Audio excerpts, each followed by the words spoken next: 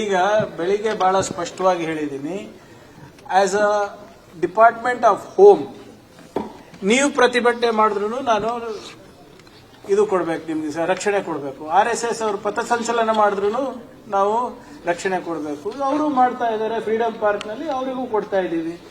ಉಮರ್ ಖಲೀದ್ ಬಗ್ಗೆ ಅದನ್ನು ಕೂಡ ಸ್ಪಷ್ಟವಾಗಿ ಹೇಳಿದ್ದೀನಿ. ಯಾಕೆ ಅವ್ರಿಗೆ ಚಾರ್ಜ್ ಶೀಟ್ ಹಾಕಿ ಏನಾದ್ರು ಆಂಟಿ ನ್ಯಾಷನಲ್ ಅಂತ ಇವರು ಬ್ರ್ಯಾಂಡ್ ಮಾಡಿದಾರ ಸರ್ಕಾರದವರು? 8 ವರ್ಷ ಆಯ್ತು ಅದೇ ರಾಗ ಎಳಿತಾ ಇದಾರಲ್ಲ. ಯಾಕೆ ಚಾರ್ಜ್ ಶೀಟ್ ಆಗಿಲ್ಲ, ಯಾಕೆ ಶಿಕ್ಷೆ ಆಗಿಲ್ಲ, ಬೇಲ್ ಹಾಕ್ದಾಗೆಲ್ಲ ರಿಜೆಕ್ಟ್ ಮಾಡ್ತಾ ಇದ್ದಾರೆ. ನಿರ್ದಿಷ್ಟವಾದಂತ ಆದೇಶಗಳು ಬಂದಾಗ ನಾನು ಕಮೆಂಟ್ ಮಾಡಬಹುದು. ಈಗ ಇವತ್ತು ಯಾರೇ ಎಲ್ಲೇ ಪ್ರತಿಭಟನೆ ಮಾಡಿದ್ರು, ರೈತರು ಇರ್ಬೋದು, ಕಾರ್ಮಿಕರು ಇರ್ಬೋದು, ಯುವಕರು ಇರ್ಬೋದು, ಯಾರಿದ್ರು ಹೋಮ್ ಡಿಪಾರ್ಟ್ಮೆಂಟ್ ಜವಾಬ್ದಾರಿ ಇದೆ, ಅದನ್ನ ನಾವು ನಿರ್ವಹಿಸ್ತಾ ಇದ್ದೀವಿ. ಅಲ್ಲಿ ಯಾರು ಫೋಟೋ ಇಟ್ಕೋತಾರೆ, ಯಾರು ಇದು ಮಾಡ್ತಾರೆ, that is not my problem. ಹೌದು, ಏನಾದ್ರೂ ಏನೋ ಆಂಟಿ ನ್ಯಾಷನಲ್ ಆಕ್ಟಿವಿಟೀಸ್ ಮಾಡಿದ್ರೆ ಒಳಗಾಗ್ತೀನಿ.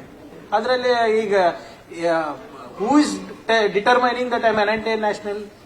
ಯಾರು ಹಕ್ಕು ಕೊಟ್ಟಿದ್ದಾರೆ ನನಗೆ? ನೀವು ನನಗೆ ದೇಶಭಕ್ತಿ ಸರ್ಟಿಫಿಕೇಟ್ ಕೊಡಕ್ಕೆ ಕೋರ್ಟ್ ಹೇಳಿದ್ಯಾ? ಯಾವ್ದೋ ಒಂದು ಪಾರ್ಟಿ ಕೊಡುತ್ತಾ ನನಗೆ? ಯಾವ್ದೋ ಸಂಘಗಳು ಹೇಳ್ತಾರ ನಾನು ಆಂಟಿ ನ್ಯಾಷನಲ್ ಅಂತ? ಯಾರು ಗೊತ್ತಾ ನಿಜವಾದ ಆಂಟಿ ನ್ಯಾಷನಲ್? ಯಾರು 52 ವರ್ಷ ಬಾವುಟ ಹಾರಿಸಿಲ್ಲ ನೋಡಿ ಅವ್ರ ಕಚೇರಿಗಳಲ್ಲಿ, ಅವ್ರ ಆಂಟಿ ನ್ಯಾಷನಲ್ಸ್.